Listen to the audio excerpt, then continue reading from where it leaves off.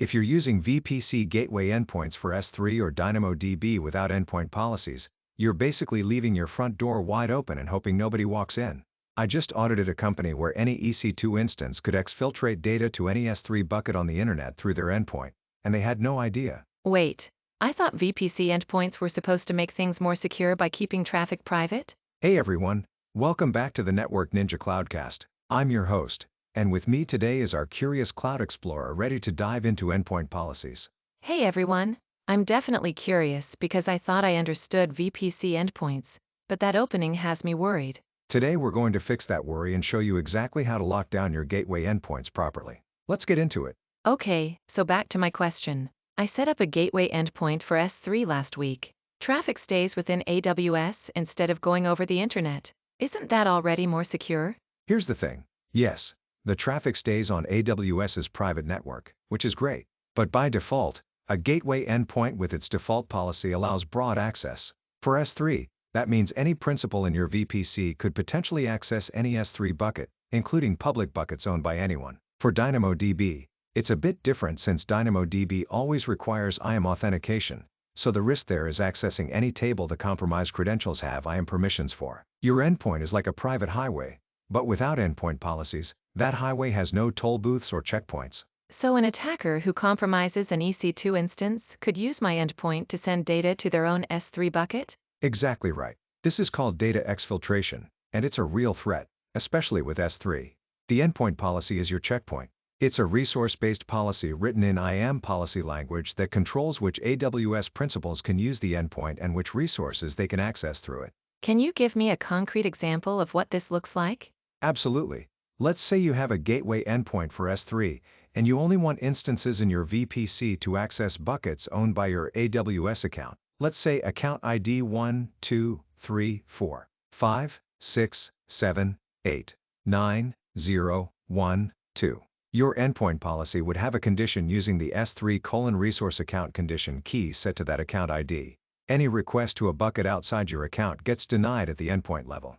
Oh, so it's like a bouncer checking IDs before anyone gets on the highway, not just checking that they came from inside the building. That's a solid analogy, and it holds up technically. The request gets routed to the endpoint based on your route table entries, and the endpoint evaluates the policy right there. If the policy denies it, the request is rejected at that point and never reaches S3. Now here's the critical part. Endpoint policies work alongside IAM policies and S3 bucket policies.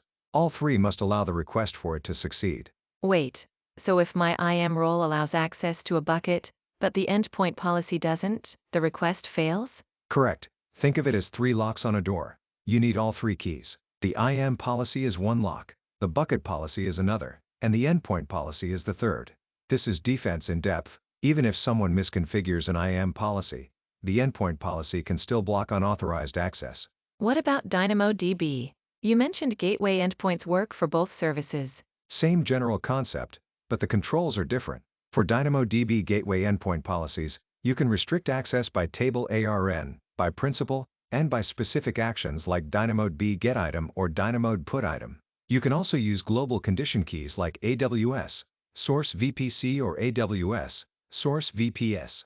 Now, if you need fine-grained access control, like restricting which partition keys can be accessed, that's done through IAM policies using condition keys like dynamodb leading keys, not at the endpoint policy level. The endpoint policy is more about controlling which tables and which actions are allowed through that endpoint.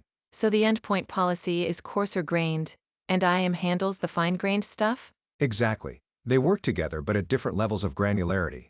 This is making sense. What are the mistakes you see people make with this? The biggest one is leaving the default policy in place. When you create a gateway endpoint, AWS applies a policy that allows full access, essentially a principle of asterisk and action of asterisk. People assume the endpoint is secure because it's private, but they never customize the policy.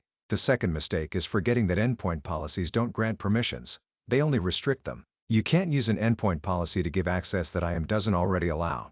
So the endpoint policy is purely a restriction layer, not a grant layer. Exactly. It's a filter, not a permission source. And here's a pro tip. You need to test your endpoint policies through actual API calls from an EC2 instance within your VPC.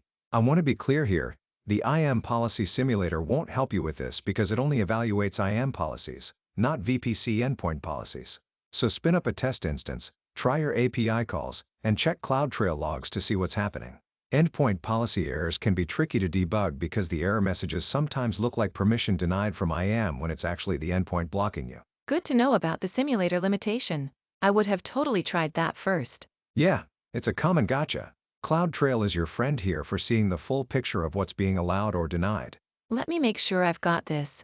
Gateway endpoints for S3 and DynamoDB keep traffic private, but the endpoint policy is what controls who can use that endpoint and what resources they can reach. Default policies are wide open, so I need to customize them. And they work with IAM and resource policies, not instead of them. Perfect summary. My final tip is to start restrictive and loosen as needed. Begin with an endpoint policy that only allows your account's resources, then add exceptions if you legitimately need cross-account access. AWS documentation recommends restricting to specific resources or account-owned resources as your primary approach. You can find the full list of supported condition keys in the AWS VPC documentation under Gateway Endpoint Policies. I'm going to go audit my endpoints right now. That's it for today's episode. If you found this helpful, please hit that like button and subscribe to the channel. And share this with anyone running S3 or DynamoDB in a VPC. This is stuff everyone needs to know. Thanks for watching the Network Ninja Cloudcast. See you in the next one.